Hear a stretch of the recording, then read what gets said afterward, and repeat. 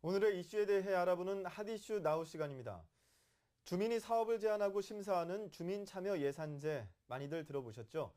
해가 갈수록 주민들의 관심과 참여가 늘고 있는 상황인데요. 한 해가 끝나가는 10월 말 현재 올해 주민참여예산 사업 중 14건이 예산의 절반도 집행하지 않았고 집행액의 0%인 사업도 있다고 합니다. 네, 이에 서울시는 집행액이 0%인 사업의 미집행 사유를 설명하며 향후 계획을 밝혔는데요. 주민참여 예산제의 지금까지 성과는 무엇이고 또 앞으로 성장을 위해서 필요한 것은 무엇인지 김상철 위원과 전화 연결해 알아보도록 하겠습니다. 안녕하십니까? 예, 안녕하세요. 네, 안녕하세요. 네. 지난 2012년부터 이 주민참여예산제 위원 하고 계신 거로 알고 있습니다. 예, 예. 주민참여예산제가 올해로 시행 3년을 맞았는데요. 실제 어떤 성과들이 있었는지 궁금합니다. 제가 주민참여예산위원은 아니고요. 주민참여예산지원협의회라고 하는 데에서 지원을 맡고 있는 민간위원입니다. 네. 시행 3년 맞았는데요. 역시 이제 그 성과라고 하면 예산이라는 게 굉장히 시민들한테는 거리가 먼 거잖아요. 그렇죠. 그런데 3년 차 되니까 이제 사업 건수가 한 1,400여 건 주민 제한 사업으로 들어올 만큼 관심도 높아졌고요. 무엇보다 1년 차, 2년 차에 이제 참여예산 사업에 지원하셨던 분들이 위원 임기를 마치시고 뭐 예산을 감시한달지, 시의회 의정 감시를 한달지 이런 식으로 예산과 재정과 관련된 참여 활동을 계속 지속하시는 것이 가장 큰 성과라고 생각합니다. 네, 그렇군요. 주민 생활과 밀접한 그런 참여 예산들이 실제로 집행이 되고 그리고 또 여러 가지 정책들이 반영이 된다면 참 좋을 텐데 네네. 그럼에도 불구하고 일부 사업의 경우에는 예산의 절반을 미집행하는 상황이 발생하는 이유가 또 무엇인지 궁금하고요. 이 네네. 사업 선정 과정에서 사업 타당성에 문제는 없었는지도 또 궁금합니다. 아무래도 이제 시행 초기다 보니까 그 서울 시민들께서 그 사업 제안을 하실 때 눈에 그 와닿는 것 혹은 일상생활에 쉽게 접할 수 있는 것 중심으로 하다 봅니다. 네. 대부분 그런 것들을 이제 그 시설비 사업이라고 하는데요. 보통 시설비 사업의 경우가 그 집행률이 굉장히 하반기까지 낮습니다. 그러니까 이제 사업의 특수성상 하반기에 집행률이 낮은 이제 특수성을 보이는 건데요.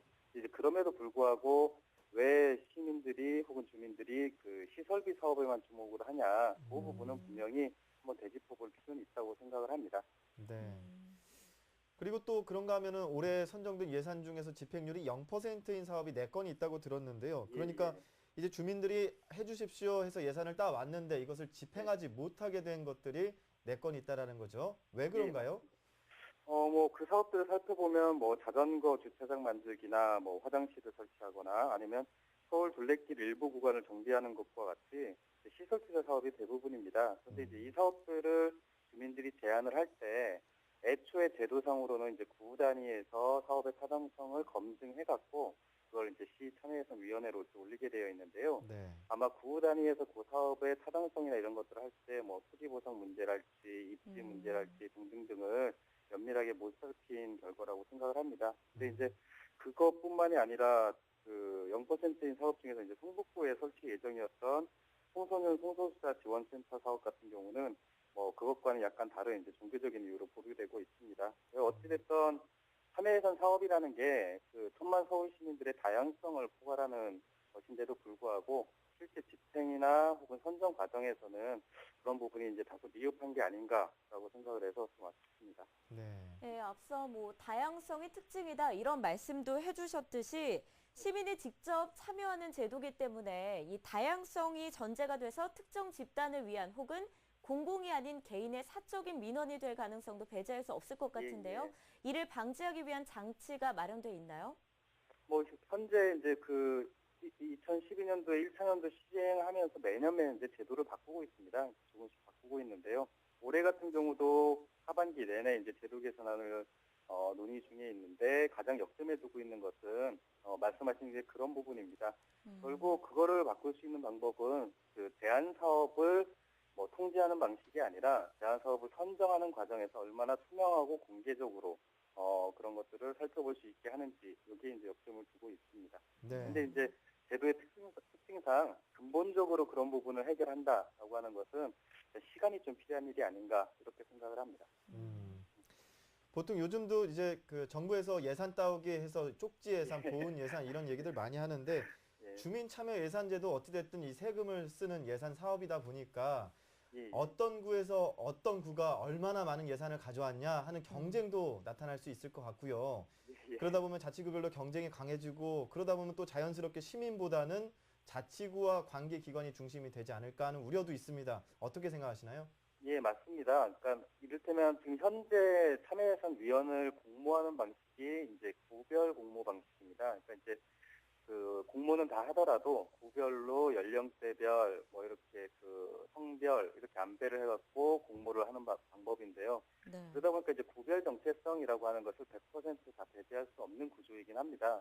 그리고 무엇보다 이제 주민들이 자기 일상생활에서 느끼는 문제들을 이제 해결해달라라고 요청하다 보니까 대부분 이제 구별 경쟁 관계로 나타나는 문제가 많은데요. 예. 그래서 이제 앞서 말씀드린 대로 지금 현재 제도 개선안을 논의하면서 자치구와 그다음에 서울시 광역 사업을 좀 분리해서 심사하는 방식으로 해서 웬만하면 자치구 간 경쟁을 좀 완화하는 것들을 이제 모색하고 있습니다. 네. 네, 구사업과 서울시 사업을 분리하는 방안이 모색되고 있다 이런 말씀을 예, 해주셨는데 맞습니다. 주민 참여 예산자면은 이 제한된 재원을 가지고서 이 주민이 가장 원하는 곳에 쓰인다는 점에서 의미는 있겠지만 그만큼 이 주민들의 참여가 필수가 돼야 할 것 같습니다. 네, 네. 그런데 이 실제 사업 선정 과정에서 시민들의 참여가 좀 적다는 의견이 많은데요. 이에 대한 방안은 없는지도 궁금합니다. 아무래도 이제 그 앞서 말씀드린 대로 예산이나 혹은 재정이라는 게 이제 시민들의 관심사에서 그동안 멀리 있었다는 이제 그 상황적인, 그러니까 환경적인 요인도 분명히 있을 거고요. 네. 그리고 이제 올해 같은 경우는 250명의 이제 참여예산위원과 별도로 2,500명의 시민참여단이라고 하는 일반 시민 참여 방식도 도입을 했었습니다. 근데 이제 이렇게 새로운 제도들을 도입하면은 그거에 대한 이제 시행 결과나 혹은 평가를 하게 되는데요. 뭐 아무래도 저희 입장에서도 웬만하면은 1,000만 서울 시민들이 다 참여할 수는 없겠지만 가장 많은 시민들이 이 참여 예산에 관심을 갖고 참여할 수 있도록 방안을 모색하고요.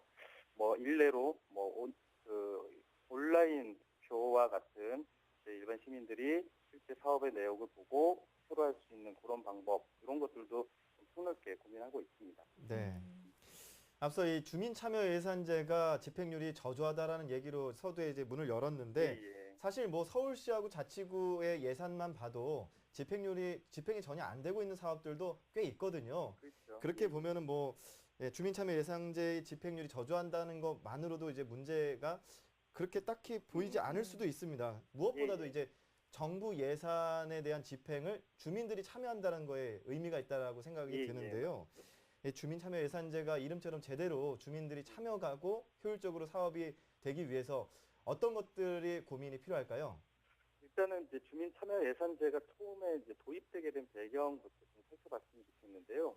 원래 주민 참여 예산제의 핵심은 주민들이 원하는 사업을 반영시키는 것도 있지만 그간의 행정에서 주도를 해왔던 예산 편성에 이제 주민들이 전체적으로 그 참여한다는 의미도 있습니다. 이 얘기는 전체적인 예산 편성의 방향이랄지 아니면 그간 사업의 그러니까 대규모 사업, 뭐 서울 같은 경우 한 100억 정도 이상의 사업에 대해서 주민들이 의견을 제시한달지 이러면서 전체적인 예산 편성 방향에 대해서 의견을 제시하는 것이 굉장히 중요한 기능 중에 하나인데 올해까지는 그 기능이 그렇게 강한 것 같지 못해요. 그래서 내년에 좀 제도 보완이나 혹은 예산 교육의 강화나 이런 방식을 통해서 예산 전체에 대한 관심을 좀 불러일으키려고 노력을 할 예정입니다. 근데 이제 무엇보다 앞서서 말씀드렸듯이 이게 이제 시간이 가장 필요한 것 같습니다. 그러니까 그렇죠. 이게 1,000만 서울시가 하는 거고 주민들도 예산이나 재정에 대해서는 이제 낯선 것이 여전히 있기 때문에 가급적 그 시간을 두고 서울 시민들이 참여할 수 있는 방안들을 계속 모색해 나가겠습니다. 네, 뭐 2015년도 주민 참여 예산 규모가 500여억 원이라고 합니다. 결코 적다고 할 수 없는 금액이죠. 그런 만큼 더 효율적이고 또 주민들에게 도움이 줄 수 있는 예산 집행이 이루어졌으면 합니다. 오늘 말씀 고맙습니다. 예, 감사합니다. 네, 지금까지 김상철 위원과 함께했습니다.